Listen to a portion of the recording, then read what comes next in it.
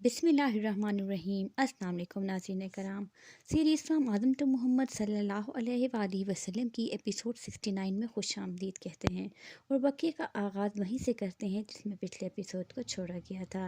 ناظرین کرام، حضور صلی اللہ علیہ وآلہ وسلم کی تبوک سے واپس تشریف لانے کے کچھ دنوں بعد مدینہ منورہ میں مختلف قبیلوں کے وفود کی آمد شروع ہو گئی۔ یہ وہ لوگ تھے جنہوں نے فقہ مکہ سے اب تقریباً 1 سال کے عرصے میں اسلام کے بارے میں اچھی طرح غور و فکر کیا اور اس کے بعد دل کی گہرائیوں سے اسلام لانے کا فیصلہ کیا۔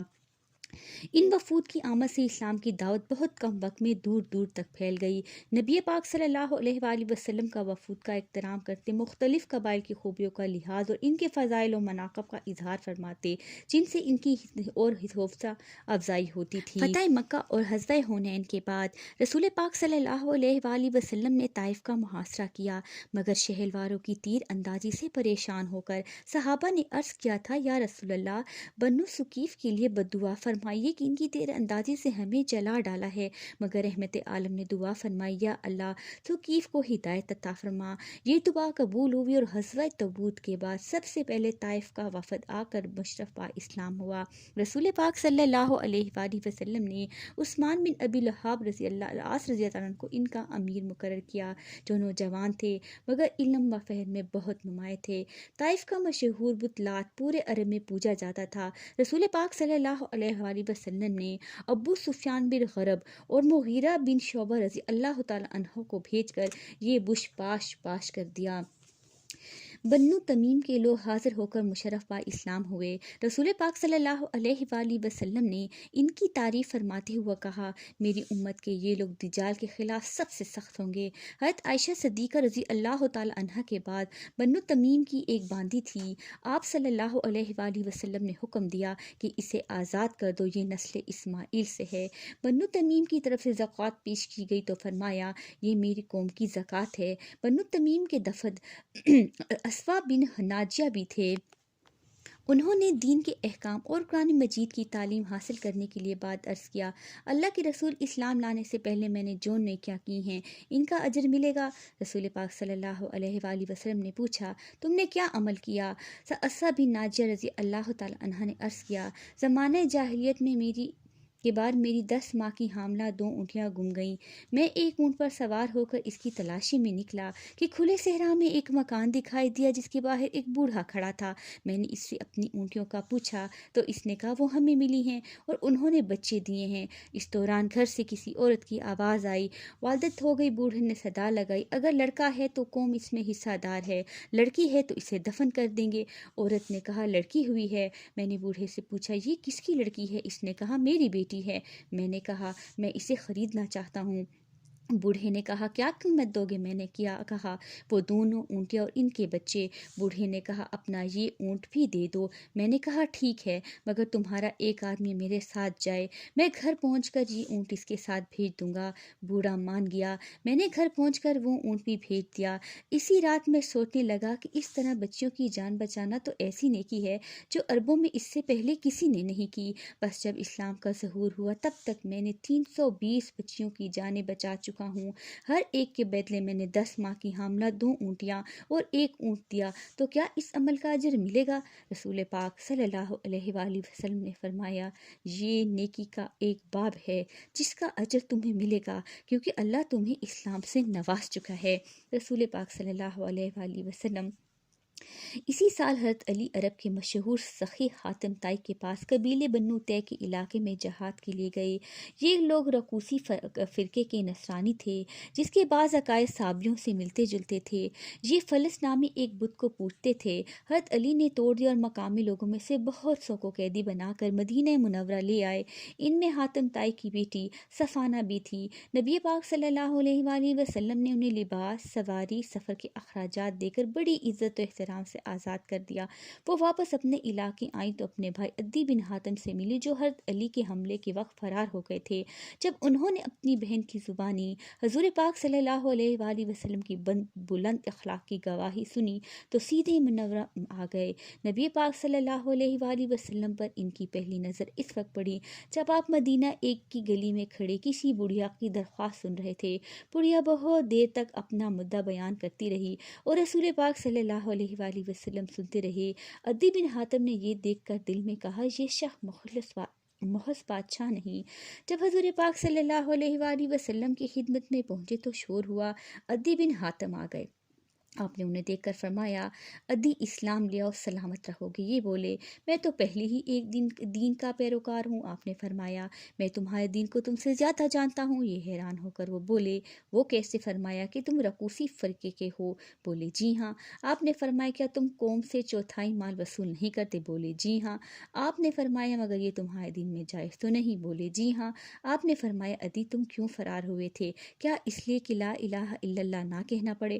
تو بتاؤ کیا اللہ کے سوا کوئی اور عبادت کے لائق ہے بھی صحیح؟ کیا تم اس لیے بھاگے پھرتے ہو کہ اللہ اکبر نہ کہنا پڑے؟ خود بتاؤ اللہ سے بڑا کوئی ہے؟ پھر فرمائے عدی میں جانتا ہوں تم اسلام لانے سے کیوں گریز کر رہے ہو، صرف اس لیے کہ اس دین کے پیروکار کمزور لوگ ہیں۔ سنو عدی تم ہیرا سے واقف ہو؟ بولے نام ہی سنا ہے دیکھا نہیں۔ فرمایا اس ذات کی قسم جس کے قبضے میں میری جان ہے، بات یہاں تک پہنچے گی کہ ایک مسافر عورت ہیرا سے چل کر بیت اللہ کا طواف کرے گی اور اسے کسی کی حفاظت درکار نہیں ہوگی۔ عدی بن حاتم کے دل پر ایسا اثر ہوا کہ فوراً اسلام قبول کر لیا۔ اس کی دعوت سے اس کی قوم بھی مسلمان ہو گئی۔ عبداللہ بن ابی کی موت کا ذکر جو ہے وہ ذوالقعدہ 9 ہجری میں ہوا، جس پر تھوڑی روشنی ڈالتے ہیں۔ ذوالقعدہ 9 ہجری میں اسلام کا بدترین دشمن اور منافقین کا سردار عبداللہ بن ابی 20 دن بیمار رہ کر مر گیا۔ اس کی آخری خواہش تھی کہ رسول پاک صلی اللہ علیہ وآلہ وسلم اسے اپنے کرتے میں کفن دیں، اس کی نماز جنازہ پڑھائیں اور دعائیں مغفرت فرمائیں۔ اس کے بیٹے عبداللہ رضی اللہ تعالیٰ عنہ کی بھی یہی درخواست تھی۔ آپ صلی اللہ علیہ وآلہ وسلم نے بیٹی کی لائے رکھتے ہوئے ایسا ہی کیا، مگر جب آپ تدفین و دعائیں مغفرت سے فارغ ہو چکے تو اللہ کی طرف سے سورۃ توبہ کی آیات نازل ہوئیں جن میں ایسے منافقوں کی نماز جنازہ پڑھانے اور ان کے لیے دعا کی ممانعت کر دی گئی تھی۔ ناظرین کلام، ایسے ہی قبائل لگاتار آمد ہوتے رہے۔ اب اسلام قبول کرنے والے قبائل کا ایک تانبہ بن چکا تھا۔ آئے دن کسی نہ کسی قبیلے کا وفد مسجد نبی میں حاضر خدمت ہوتا، اسلام قبول کرتا اور دین کے احکام سیتا۔ اس لیے اس حال کو عام الفلود کہا جاتا ہے۔ عام الوفود کہا جاتا ہے۔ بنو اسد، بنو فزارہ، بنو مرہ، بنو کلاب، بنو بکا، بنو کنانہ، بنو سلیم، بنو حلال بن عامر، بنو بکر بن وائل اور از در جیسے مشہور قبائل اسلام لائے۔ یمن، عمان، بحرین سے قافلے آئے۔ یمن کے ملوک خمیر کا وفد بھی آیا۔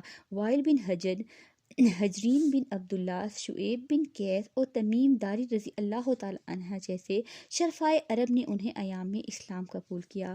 بنو سعد بن بکر کے سردار زمام بن سلبہ بھی حاضر ہو کر مشرف با اسلام ہوئے اور پھر اپنی قوم میں جا کر اس جوش و خروش کے ساتھ تبلیغ کی کہ ایک ہی دن میں پورے قبیلے نے کلمہ پڑھ لیا۔ ناظرین کرام، وفود کی آمد کا سلسلہ جاری تھا کہ حج کا موسم آ گیا۔ حج کی فرضیت کا حکم نازل ہو چکا تھا۔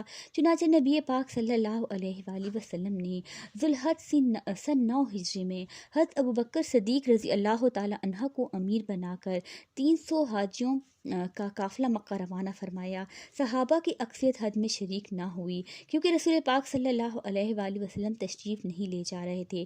دراصل اب تک حج میں مشرکین کی شرکت پر پابندی کا کوئی حکم اللہ کی جانب سے نازل نہیں ہوا تھا اور اس سال مشرکین حسب معمول حج میں شریک تھے اور ان کی بیہودہ رسومات خصوصاً برہنہ طواف کے ہوتے ہوئے آپ کو حج کرنا ناگوار تھا۔ تاہم اللہ کی طرف سے یہ فیصلہ ہو چکا تھا کہ مشرکین کی یہ رسوم جلد مٹا دی جائیں گی۔ چنانچہ حضرت ابوبکر صدیق کی روانگی کے بعد سورۃ توبہ کی آیات نازل ہوئی جن کی ابتدا اس طرح تھی، جس کا ترجمہ سناتی چلوں۔ دستبرداری ہے اللہ اور اس کی رسول کی طرف سے ان مشرکین سے جن سے تم نے عہد کر رکھا تھا، سو اے مشرکو تم زمین پہ چل پھر لو اور جان لو کہ تم اللہ کو عاجز نہیں کر سکتے، بلکہ اللہ ہی مشرکوں کو رسوا کرنے والا ہے۔ اور اعلان کیا جاتا ہے اللہ اور اس کے رسول کی طرف سے بڑے حج کے دن کہ اللہ اور اس کا رسول مشرکوں سے دستبردار ہے، پھر بھی اگر تم توبہ کر لو تو تمہارے حق میں بہتر ہے، اور اگر تم روگرانی کیے رہے تو جان لو کہ اللہ تم کو عاجز نہیں کر سکتے، اور کافروں کو دردناک عذاب کی خوشخبری سنا دیجیے۔ انہی آیات میں آگے یہ حکم بھی تھا، اے ایمان والو، مشرکین بالغ ناپاک ہیں، بس وہ اس سال کے بعد مسجد الحرام کے قریب بھی نہیں جائیں گے، قریب بھی نہیں آ پائیں گے۔ نبی پاک صلی اللہ علیہ وآلہ وسلم نے فوراً حضرت علی کو سورۃ توبہ کی یہ آیات اور ان کے مطابق یہ اعلانیہ دے کر مکہ روانہ فرما دیا، آج کے بعد کسی مشرک کو حج کرنے کی اجازت نہیں ہوگی، کوئی شک ورنہ ہو کر بیت اللہ کا طواف نہیں کرے گا۔ جس قبائل کا رسول پاک صلی اللہ علیہ وآلہ وسلم سے کسی مخصوص مدت کا معاہدہ تھا وہ اپنی مدت تک باقی ہے، باقی لوگوں کو صرف 4 ماہ کی مہلت دی جاتی ہے، اس کے بعد ان سے کوئی معاہدہ نہیں کرے گا۔ یہ اعلانیہ میدان عرفات میں 9 ذی الحجہ کو پورے عرب سے آئے ہوئے حاجیوں کو سنایا گیا، جن میں مسلم بھی تھے اور مشرک بھی۔ حضرت علی اور حضرت ابو ہریرہ سمیت متعدد صحابہ کرام کے مجموعوں اور ڈیروں میں گشت کر کے یہ اعلان سناتے رہے۔ حضرت علی فرماتے ہیں کہ میں نے اس قدر یہ صدائیں لگائی کہ میری آواز بیٹھ گئی۔ اس ترتیب کے ذریعے بیت اللہ اور حرم پاک سے مشرکین اور شرک رسومات کا تعلق جو زمانہ دراز سے چلا آ رہا تھا ہمیشہ کے لیے ختم کر دیا گیا۔ قرآن مجید نے اس حج کو حج اکبر کا نام دیا۔ صدیوں بعد پہلی بار حج کی عظیم عبادت میں وہ لوگ شامل ہوئے جن کا عقیدہ کعبہ کے بانی حضرت ابراہیم علیہ السلام کے عقیدے کے مطابق تھا، اور ایک طویل زمانے کے بعد کعبہ، حرم اور مناسک حج کو اپنی اصل اور پاکیزہ شکل واپس مل گئی۔ سن 10 ہجری میں حضرت خالد بن ولید رضی اللہ تعالی عنہ نے حضور پاک صلی اللہ علیہ وآلہ وسلم کے فرمان کے مطابق نجران کے علاقے میں فوج کشی کی، یہاں نصرانی آباد تھے۔ حضرت خالد بن ولید رضی اللہ تعالی عنہ نے انہیں اسلام کی دعوت دی تو اس کے رد عمل میں نجران کے پادریوں کا ایک وفد مدینہ چلا آیا اور نبی پاک صلی اللہ علیہ وآلہ وسلم سے محض بحث چھیڑ دی۔ بحث کا شکست کھانے کے بعد پادریوں نے مباہلے کی دعوت دے ڈالی، یعنی دونوں فریق ایک دوسرے کے خلاف بددعائیں کریں کہ جو جھوٹا ہے اس پر کہ اللہ کی لعنت ہو۔ نبی پاک صلی اللہ علیہ وآلہ وسلم اس کے لیے تیار ہو گئے۔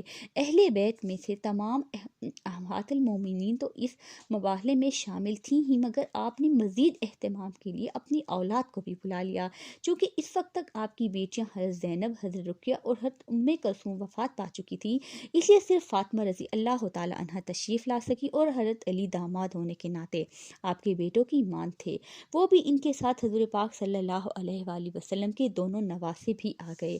ابھی محاولہ شروع ہی ہوا تھا کہ عین وقت پر پادریوں کی ہمت جواب دے گئی، اور اس کی ضمیر نے گواہی دی کہ رسول پاک صلی اللہ علیہ وآلہ وسلم کی بددعا خالی نہیں جائے گی۔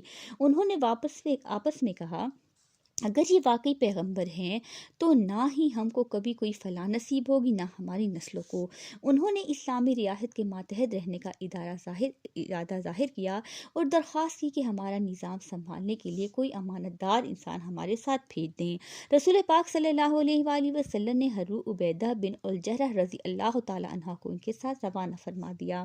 ناظرین کرام، یہاں تک جو ہے 9 ہجری کے واقعات جو آپ کے سامنے ہیں۔ اب تھوڑا آگے چل کے بتاتے ہیں آپ کو کہ آگے جو ہے 10 ہجری کے واقعات آپ کے سامنے۔ اب تاریخ کو بڑھاتے ہیں کہ عالمین زکوٰۃ کا تقرر کب ہوا۔ رسول پاک صلی اللہ علیہ وآلہ وسلم نے اس سال عرب کے مختلف علاقوں میں اپنے امراء و عاملین زکوٰۃ مقرر فرما دیے۔ کئی صحابہ اس کام کے لیے بھیجے گئے۔ ابو موسیٰ شاعری رضی اللہ تعالی عنہ کو معرب، عمرو بن خزم رضی اللہ تعالیٰ کو نجران، زیاد بن لبید انصاری رضی اللہ تعالیٰ عنہ کو حضر موت اور یعلا بن امیہ رضی اللہ تعالیٰ عنہ کو جنت بھیجا۔ حضرت معاذ بن جبل کو یمن کے لوگوں کی دینی تعلیم اور رہنمائی کی ذمہ داری سونپی۔ حضرت علی کو یمن کے محصولات کی وصولی کا کام دے دیا۔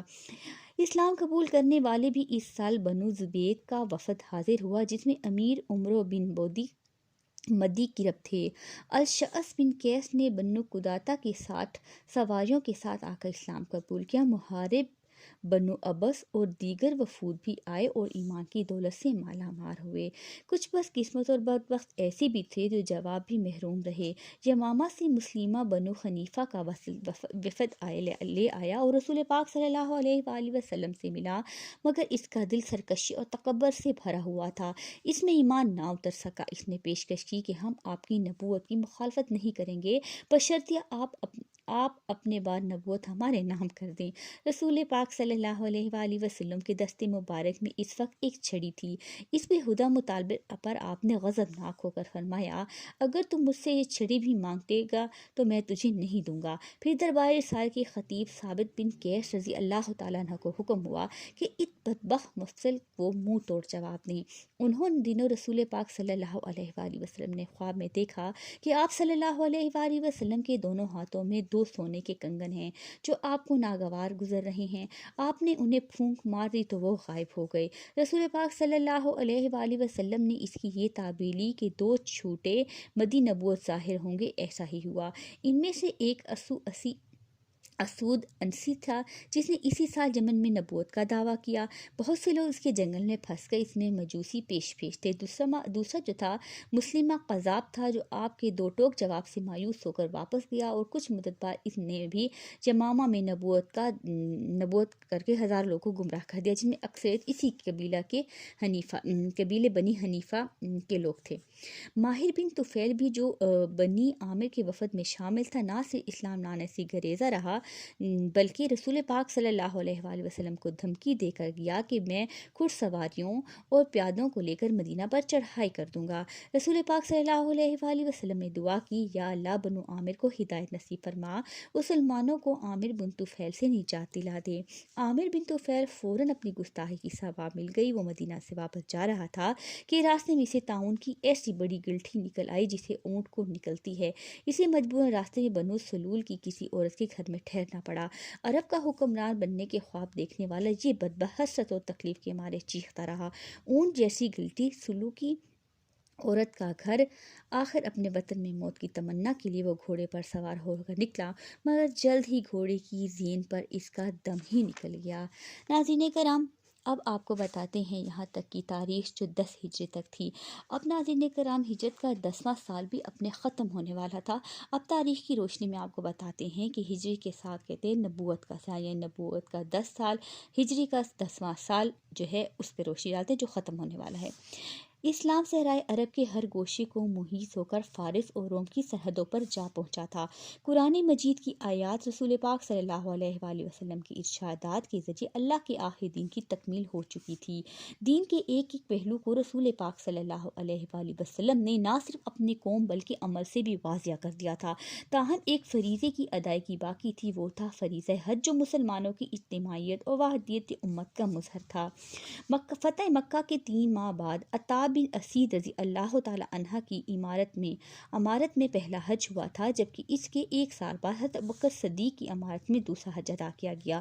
یوں فتح مکہ کے بعد تقریباً 1.25 سال تک مشرکین کو مناسک حج میں شریک سمجھا گیا اور انہی کی تقویم جاری رہی۔ مشرکین کی شرکت کے باعث رسول پاک صلی اللہ علیہ وآلہ وسلم نے اب تک خود حج ادا نہیں کیا تھا، اس لیے مناسک حج کی اسلامی احکام کی تعلیم ابھی باقی تھی۔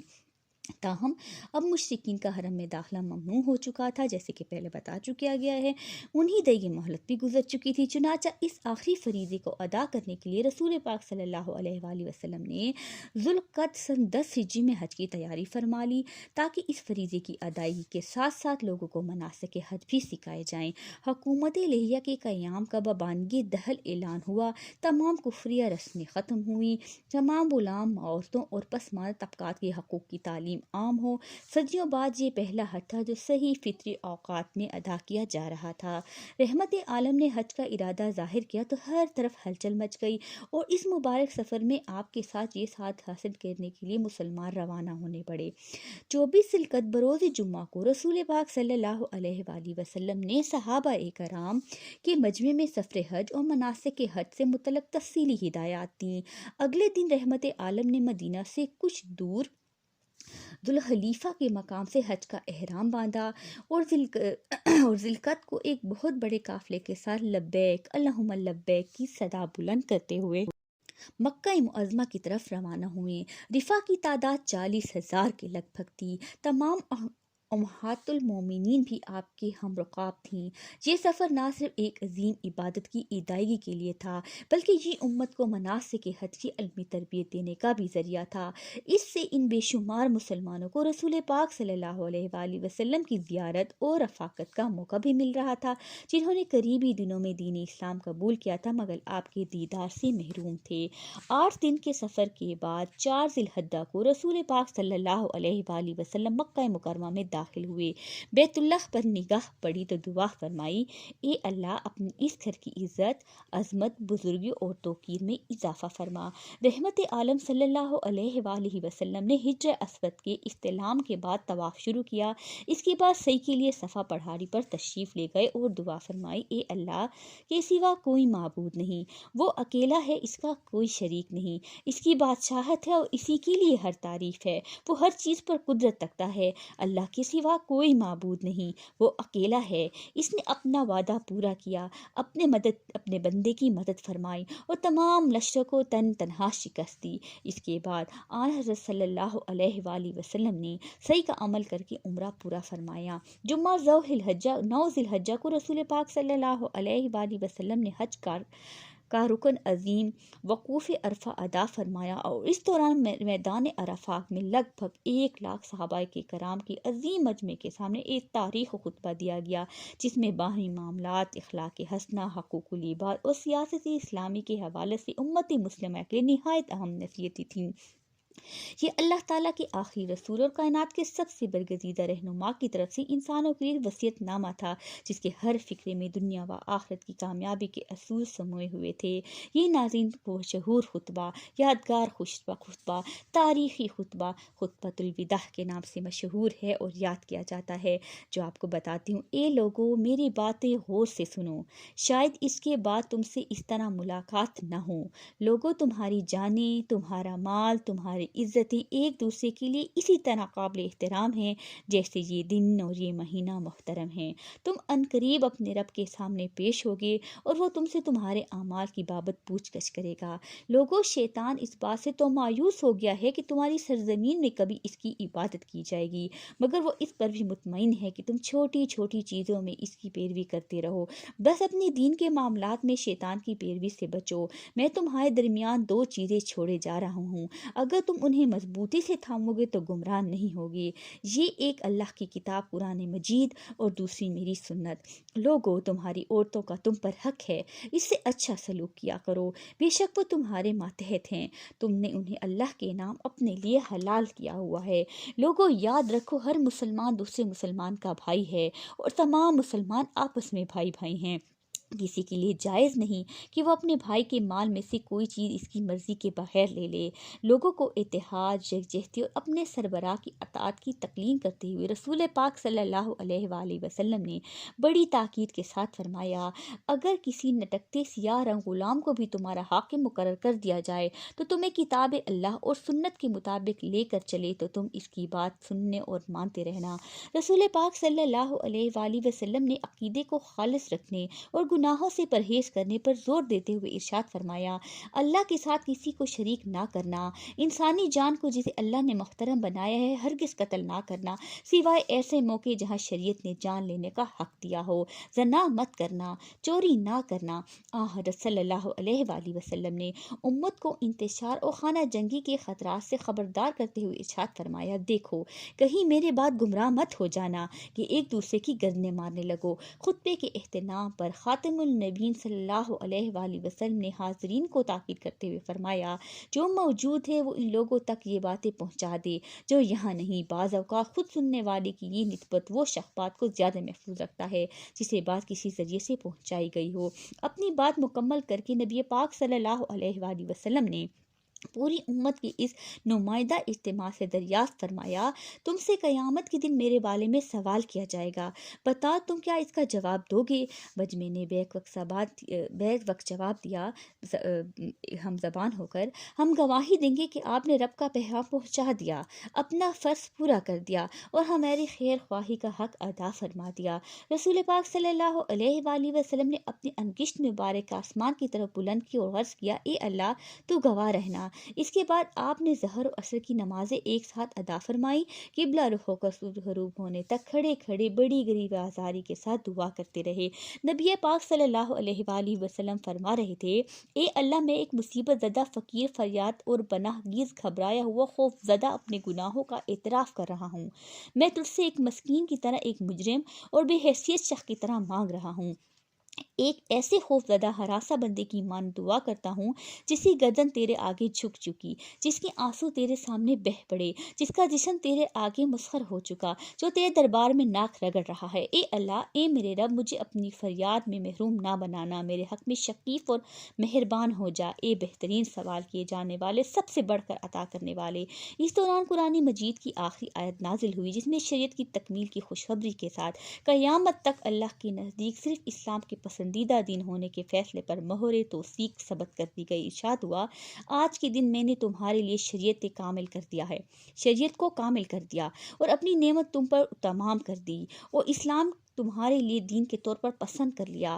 12 ذی الحجہ کو رسول پاک صلی اللہ علیہ وآلہ وسلم منام مناسک کے حج ادا فرما رہے تھے کہ اس دوران سورۃ نصر کا نزول ہوا، جو نزول کے اعتبار سے قرآن مجید کی آخری صورت ہے۔ ارشاد ہوا، جب اللہ کی مدد اور فتح حاصل ہو گئی اور آپ نے دیکھ لیا کہ لوگ فوج در فوج اللہ کے دین میں داخل ہو رہے ہیں، تو آپ اپنے رب کی تسبیح و تمجید بیان کریں اور استغفار کریں، بے شک وہ توبہ قبول کرنے والا ہے۔ یہ صورت مبارکہ اشارہ دے رہی تھی کہ نبی پاک صلی اللہ علیہ وآلہ وسلم جس عظیم ذمہ داری کو ادا کرنے کے لیے تشریف لائے تھے وہ انجام پا چکی ہے اور اب آپ کا سفر آخرت قریب ہے۔ یہی وجہ ہے کہ اس صورت کے نزول کے موقع پر ناظرین، حضرت پاک صلی اللہ علیہ وآلہ وسلم کا سفر آخرت کی وہ دردناک ایپیسوڈ جو آنے والے وقت میں آپ کو ملے گی، اس کا ضرور انتظار کیجیے گا، جس کا ایک ایک فقرہ اور ایک ایک لفظ یقیناً آپ کے رونگٹے کھڑا کر دے گا۔ معذرت کے ساتھ آگے لے کر چلتی ہوں ایپیسوڈ کو۔ یہی وجہ ہے کہ اس صورت کے نزول کے موقع پر جہاں صحابہ کو مسرت ہو رہی تھی، وہاں مقام رسالت کے سب سے بڑے رمزشناس حضرت ابو صدیق رو رہے تھے، کیونکہ انہیں محسوس کر لیا تھا کہ اس صورت میں حضرت محمد صلی اللہ علیہ وآلہ وسلم کو دنیا سے واپسی کی تیاری کا حکم دیا گیا ہے۔ مکہ سے واپسی پر 13 ذی الحجہ کو مدینہ کے راستے میں خم نامی ایک تالاب پر پڑاؤ ہوا۔ یہاں رسول پاک صلی اللہ علیہ وآلہ وسلم نے حاضرین کو خطاب کرتے ہوئے چند اہم نصیحتیں فرمائیں۔ ارشاد ہوا، میں تمہارے درمیان دو اہم چیزیں چھوڑے جا رہا ہوں، ایک کتاب اللہ جس میں ہدایت اور روشنی ہے، بس تم اللہ کی کتاب کو لے لو، اسے تھامے رکھو۔ پھر فرمایا، اور میری اہل بیت، میں ان کے بارے میں تمہیں اللہ یاد دلاتا ہوں۔ آخری جملہ نبی پاک صلی اللہ علیہ وآلہ وسلم نے 3 بار دہرایا۔ اس خطاب میں آپ نے حضرت علی کے بارے میں ارشاد فرمایا، جس کا میں دوست ہوں اس کا علی دوست ہے، من کنتم مولا فعلی مولا۔ رسالت مآب کا مقصد یہ تھا کہ تا قیامت آنے والے مسلمان حضرت علی رضی اللہ تعالی عنہ کو اپنا محبوب، رہنما اور بڑا سمجھیں، ان کا مقام محلود رکھیں، اس کا پورا احترام کریں اور کسی بھی ادبی کے مرتکب نہ ہوں۔ دراصل حضرت علی رضی اللہ تعالی عنہ کے بارے میں یہ ارشاد ان لوگوں کو تنبیہ کے لیے ہے جو بعد کے دور میں ناصبی بن گئے۔ یہ فرقہ حضرت علی رضی اللہ تعالی عنہ، فاطمہ اور حسن حسین رضی اللہ عنہ پر بے جا طعنہ زنی کرتا آیا ہے۔ کسی مسلمان کو ایسا ناہرگز زبر نہیں دیتا۔ سخت گناہ ہے کہ حضرت علی یا سادات کرام کی تحقیر پر مبنی سوچ بروز حشر رسوائی، شفاعت محمد سے محروم اور برے انجام کا باعث بنے، کیونکہ آپ کو پتہ ہے ناظرین کرام کہ حضور صلی اللہ علیہ وآلہ وسلم کو اللہ پاک آنے والے وقت کا پہلے سے ہی اشارہ فرما دیتے ہیں۔ انہوں نے خاص حضرت علی کا نام لے کر فرمایا کہ ان کے ساتھ اچھا سلوک کیا جائے، کیونکہ جس کا علی دوست ہے اس کا میں دوست ہوں۔ ناظرین کرام، یہاں ایپیسوڈ کا اہتمام کرتی ہوں۔